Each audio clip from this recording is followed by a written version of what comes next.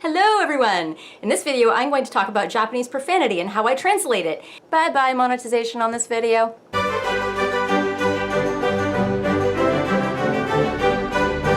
So first off, if profanity offends you, don't watch this video. I'm going to say a lot of swear words in it. And also this video, I'm not intending to create like a comprehensive list of these are all the English swear words and these are all the Japanese swear words and this is how I translate all of them. This is more just bringing up the subject of what to do when I encounter profanity in a Japanese piece of work and how I translate that to English. So first off, I have to explain profanity. In American English, we are a bit of a puritanical society and there's a lot of taboo placed around swear words. That is changing, and it also depends on like which social group you are hanging out with, what words are taboo to say, which words are not taboo to say. Step 1, instead of ass, say buns, like kiss my buns or you're a buns hole. Step 2, instead of shit, say poo, as in bull poo poo, head in this poo is cold. But in general, we have this like list of like, these are the words you're not supposed to say in polite conversation or in a PG-rated movie or on TV before a certain time of day. All I could think of was shit, piss, fuck, cunt, cocksucker, motherfucker, and tits. Japanese doesn't exactly have this set of words that are like, these are swear words and these are bad words to say. They do have impolite words, and they do have some words that do somewhat translate, you know, literally and directly over into English, like their word for shit is kuso, and it literally does mean feces. So it actually does mean shit, and it is just a vulgar version of excrement, just like shit is for us. If you are a fan of anime or Japanese cinema or other things, you probably already know a lot of these swear words, or at least you think you know a lot of these swear words. I remember myself when I was a wide-eyed 16-year-old first starting to learn Japanese, a friend of mine just printed out like all the bad, naughty Japanese words. And like any self-respecting teenager, I learned those words like in my first year of Japanese. There are like 12 ways to say penis.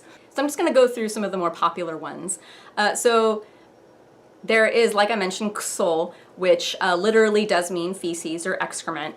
If I'm allowed to, I do translate it as shit, because I feel like even though on TV it's considered a taboo word, like you're not allowed to say shit on TV in the United States. I know that's different in other countries, but America is weird and you're not allowed to say shit on TV or on YouTube without being demonetized. In Japan, it's actually okay to say kuso. Like you'll see kuso in TV shows that are aired well before 10 p.m. You'll hear children use it and their parents won't necessarily be like, language! So it doesn't have that same weight that shit does in American English. So even though it is an expletive and it is literally shit, to translate it as shit is not always the best choice. It's only a good choice if you feel like that character, if he or she existed in real life, would actually be saying shit in that instance. Usually, crap is actually a slightly better translation, simply because, again, it's just not, even though it's considered a rude version of the word excrement, it's not like as taboo as shit is in American English. But because crap is kind of, I don't know that many people who yell crap as an expletive. They might say oh crap, but not the same way that you would go shit as an expletive. So if I'm not allowed to use shit in my translation, or if I feel like it's a character who wouldn't really be saying shit in American English, I will often translate it as damn it, which, damn it, if you think about it, in American English, that comes from our whole religious blasphemy thing of like condemning things. And it's blasphemous to condemn something when I am not a god. For me to say damn something, that's blasphemous. And to a puritanical society, it's not a good thing. So yeah, sometimes I'll translate it as damn it instead of shit or oh crap.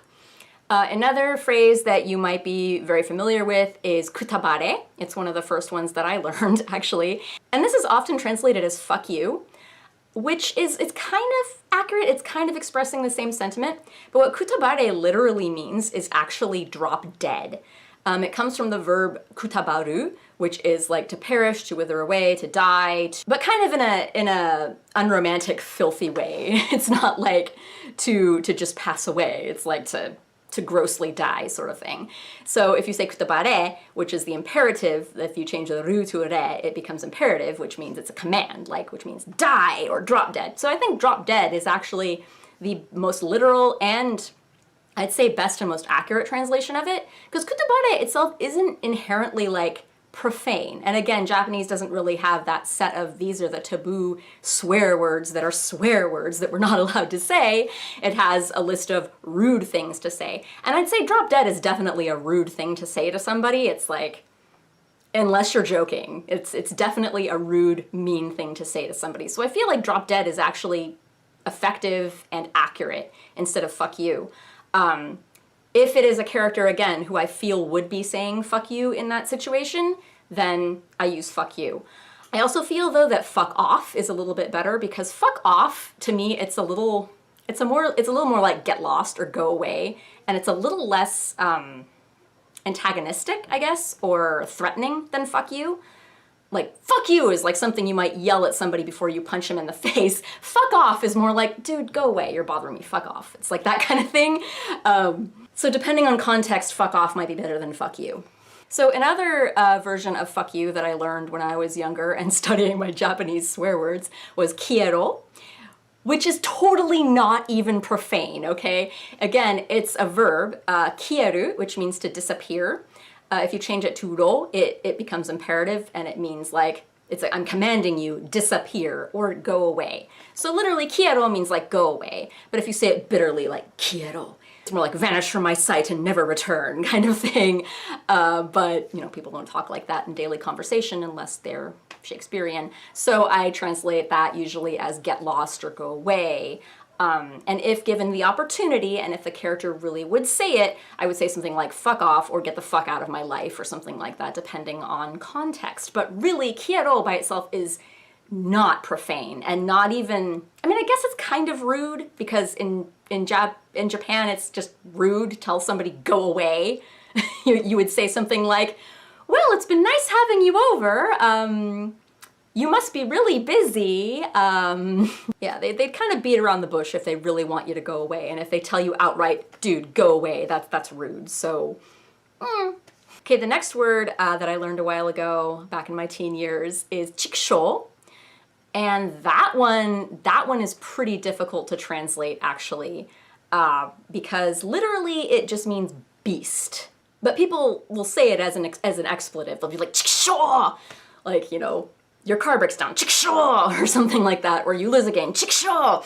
It's that kind of, you know, expletive. So to me, like, the feel of it is more like, god damn it, or shit, or something like that. It's something that you just, you know, you want to express your anger, and it's an expletive that you'd say to express your anger.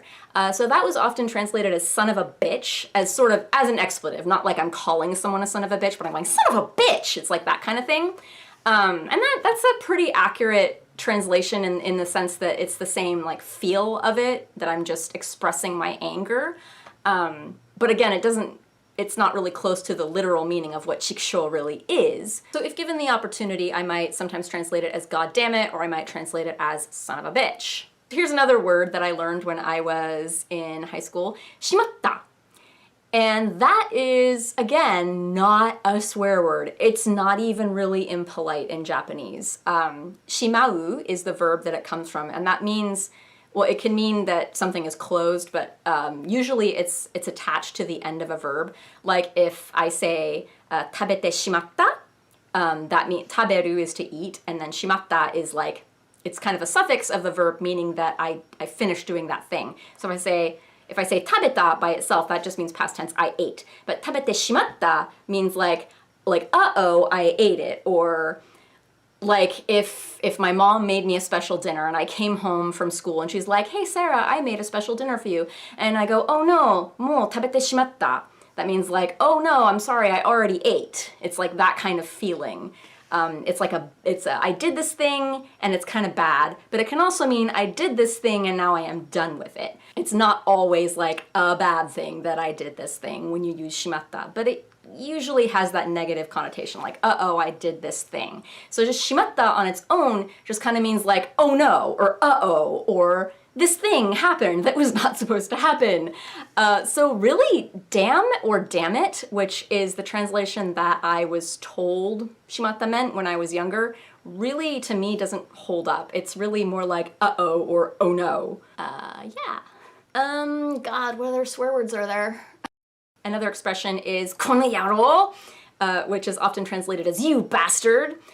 So again, yaro is kind of a rude word, it's not a word that you'd use in everyday conversation, but it generally means like a rough man, a cad, it has that kind of meaning to it. And oftentimes it's also used just as slang for like guys or dudes. It's kind of like a slightly impolite slang word for guy or dude or man, basically. So kono yaro literally means this man. Although kono like often means like why you. Like if I just said kono and I wind up for a punch, I'm kind of like why you? It's that kind of feeling to it. So kono yaro is like, why you, bad man? That's kind of like literally what kono yaro means. It doesn't really mean you bastard. Yeah, come to think of it, I don't know how to say bastard in Japanese, like literal bastard, a child who was born from unmarried parents. Again, it's like, they don't have that Christian Puritan sort of taboo culture that we have in the United States, where it's like, it's very taboo to take the Lord's name in vain. It's very taboo to have sex or talk about sex. It's very taboo to be born to unwed parents. We just don't have that same thought in our culture. So yeah, calling somebody like a bastard literally is not, it's not really an insult that Japanese people do. Kono yaro really just means like, you dirty man or you dirty rat. It sounds pretty old school. Come out and take it, you dirty yellow-bellied rat, or I'll give it to you through the door. That was just a few examples of some of the swear words I encounter. There's so many more. I didn't go over all of them, and I'm not going over all the dirty words and the 12 ways of saying penis. If you're curious, look it up for yourselves.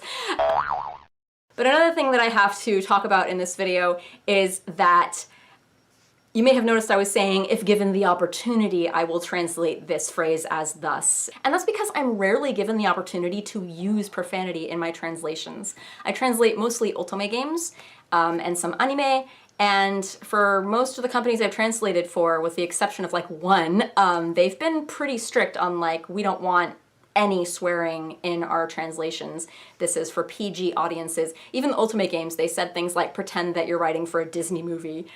They really want it very tame. I'm allowed to throw in a couple what the hells, I'm allowed to throw in a couple damn it's, like if it really requires it in the narrative. But generally speaking, I am discouraged from using profanity. So with that in mind, if a character says kutabare in something that I'm translating, I do not translate it as fuck you, even if that is a kind of character who would totally say fuck you. I have to translate it as drop dead or go away.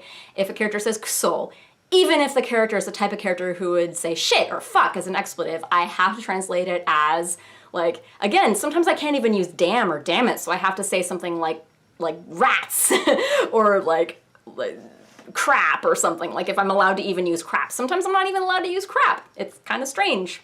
People are weird. Darn it. Darn, oh darn.